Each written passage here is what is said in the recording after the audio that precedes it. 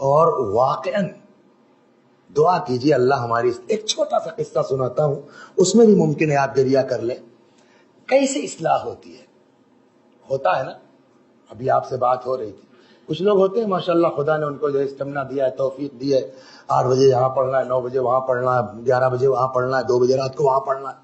ایک عالم دی, اور وہ ہے یہ قصہ جو سنانے جا رہا ہوں کسی کتاب کا نہیں, یوٹیوب پر جو ہے وہ عربوں نے بھی پڑھا ہے اس کو, فارسی زبان والوں نے پڑھا ہے اس کو, اور اس کو فلم بھی بن چکی ہے. ایک لڑکا ہے, ایک آدمی ہے, لڑکا نہیں ایک آدمی ہے, علی گندابی. کیا نام ہے؟ گنداب گاؤں کا نام ہے, اس کا نام ہے اس کا علی. شراب, کباب, نس لا یعقل. وہ عالم دین کہتے ہیں کہ صاحب میری مجلس ختم ہوئی. اچھا پرانے زمانے میں جب گاؤں ہوتا تھا تو سائڈ میں دیواریں ہوتی تھی, ایک دروازہ ہوتا تھا. یہ اس گاؤں سے مجلس پڑھ کے چلے, اور اب ان کو جانا ہے فرض کیجئے صاحب دوسرے گاؤں میں. جیسے ہی پہنچے دیکھا دروازہ بند, ارے اتنی سے میرے دروازہ کھٹکھٹایا. پیچھے سے نشے کی حالت میں علی گندابی کی آواز آئی, کون ہے؟ انہوں نے کہا بھائی علی میں ہوں فلاں, مجلس ہونا ہے یار, چاند ہو گیا, چاند رات ہے بھائی. کیا مطلب, کیا کہا؟ چاند ہو گیا, محرم آ گیا. نشے کے عالم میں ہے مگر اتنا ہوش ہے. وہی کہنے لگا علی تم اتنے گندے ہو گئے ہو, محرم آ گیا تم کو ہوش نہیں ہے. جلدی دروازہ کھولا اس نے, اور اب مولوی صاحب کہتے ہیں ہاتھ میں اس کے چاقو چمچماتا ہوا. کیا ہے؟ کہاں جا رہے ہو؟ کہا مجلس میں. کہا چوپ یہاں بیٹھو, پہلے ہماری مجلس پڑھو. آج چاند رات ہو گئی, پہلے میری مجلس پڑھو. میں نے کہا بھائی علی یار تم ذرا سوچو, ایسے تھوڑی ہوتا ہے. مجمع ہونا چاہیے, فرش ہونا چاہیے, ممبر ہونا چاہیے, ممبر چاہیے. وہ ہاتھ رکھا یا گھٹنا رکھا, تھا بیٹھ نہیں پڑھوں مار دوں گا میں تم کو. اب یہ بیچارے کیا کرے, مرتا تو کرتا کیا. بیٹھ گئے, اور اس نے شرط بھی لگائی, اگرچہ پہلی محرم ہے چاند رات, کہ جناب عباس کے مسائل پڑھنے پڑیں گے. اچھا صاحب پڑھ دیتا ہوں. وہ 2-4 اپنا شعر ویر جو اسی حال میں کون کیا پڑھتا, پڑھا, اور علی نے رونا شروع کیا. یہ چلے گئے. دوسرے دن دوپہر مسجد میں جو پبلک آئی, لوگوں نے سے کہا بھائی مبارک, کیا ہوا؟ کہا اپنے علی نے توبہ کر لی. واقعی؟ اچھا ہم لوگوں کا حال کیا ہے؟ اگر کوئی آدمی کل تک شرابی کبابی آج مجلس سے چلا آیا, بابا اس نے توبہ کیا, خدا قبول کرتا ہے, ہم کون ہے بگانے والے. نمازیوں نے کہا اگر ایسا چلو گھر سے اس کو لاتے ہیں, بھائی شرمائے نہیں, توبہ کر لیا.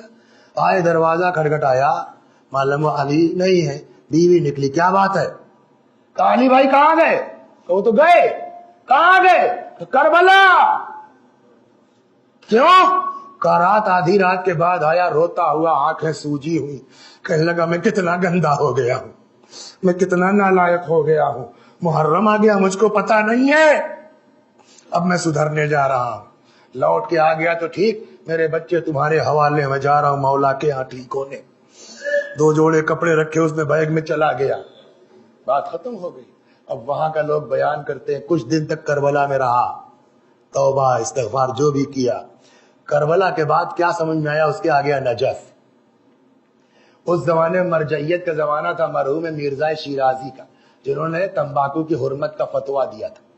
ان کے پیچھے نماز میں لگا رہا, بہت ان کا مقرب ہو گیا, اگلی صف میں نماز پڑھنے لگا. حسین کی بارگاہ سدھرنے کی جگہ. کل ایک دن جو ہے کسی عالم کا انتقال ہوا نجف میں, اور جو ہے شیرازی نے فرمایا ٹھیک ہے یہاں حرم کے گرد میں ایک قبر تیار کرو, مغرب کے وقت جنازہ لے آنا, مغرب و عشاء کے درمیان میت کی نماز پڑھا دوں گا, عشاء کے بعد دفن ہو جائے.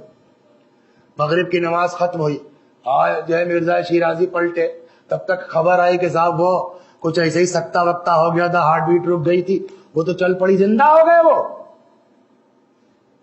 تو مرزا نے فرمایا کہ اس کا مطلب کوئی مصلحت ہے, اس قبر کو برابر مت کرنا, بند مت کرنا. کیا مصلحت خدا کی؟ یہ علی گندابی وہی پرانا گناہگار نا, سن رہا تھا, گر گیا سجدے میں, وہیں سے کہتا مولا ایک قبر خالی ہوئی ہے, ہم کو دلا دیجیے گا.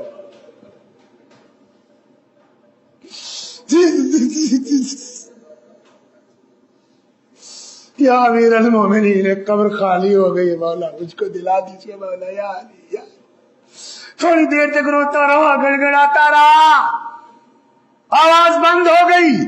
علی علی علی، لوگوں نے ہلایا، معلوم ہوا علی چلے گئے۔ اب سمجھ میں آیا میرے بھائیو، محرم اصلاح کا مہینہ ہے، محرم توبہ کا مہینہ ہے، محرم استغفار کا مہینہ ہے، محرم سدھرنے کا مہینہ ہے۔ خدا ایک سے ایک لوگ سدھرے اسی محرم میں، ایک سے ایک لوگ۔ ایک چھوٹا سا قصہ سناتا ہوں، حسین کے طفیل میں جا رہا ہے نا قافلہ مولا کا، جا رہا ہے، عجیب ہے، ایک ماں ہے، بیٹا ہے اس کا، اس کی بہو ہے، تازہ تازہ شادی ہوئی ہے، پتہ نہیں کیا چکر ہے، جب یہ قافلہ رکتا ہے تب وہ رکتا ہے۔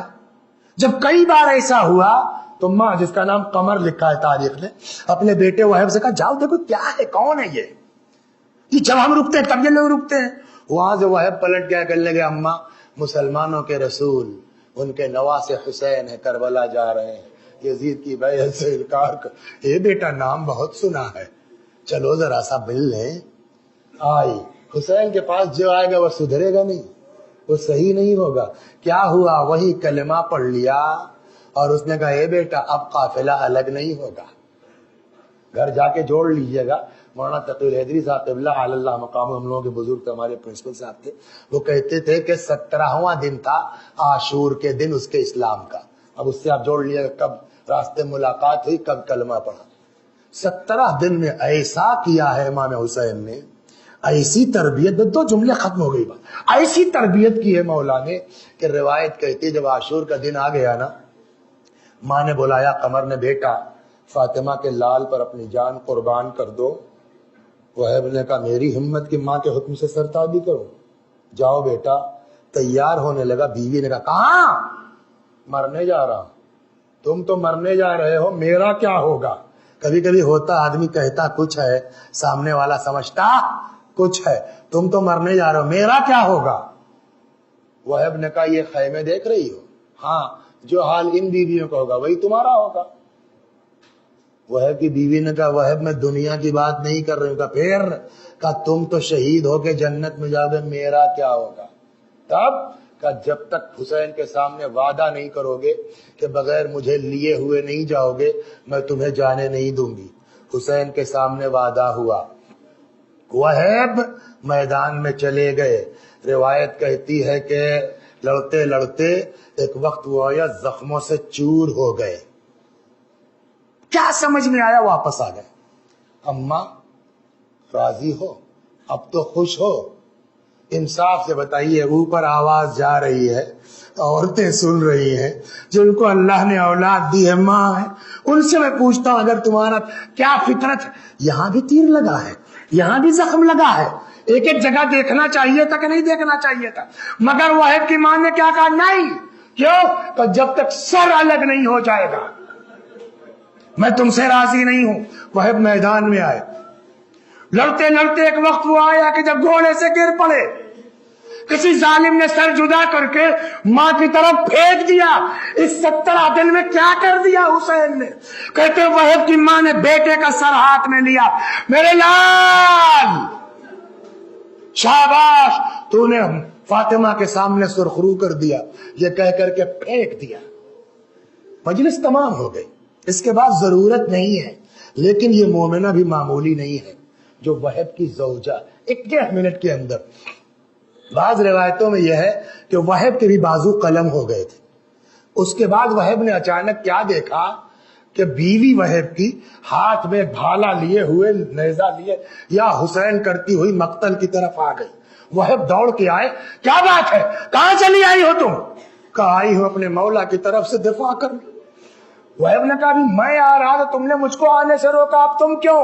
کہ وہب جس وقت میں نے تم کو روکا تھا مجھ کو پتا نہیں تھا میرا مولا اتنا اکیلا ہے، میرا مولا اتنا تنہا ہے۔ کہا اب کیا ہوا؟ کہ میں اپنے خیمے میں بیٹھی تھی، اتنے میں آقا کی آواز آئی، حل من ناصر ینصرنی، ہے کوئی میری نصرت کرنے والا؟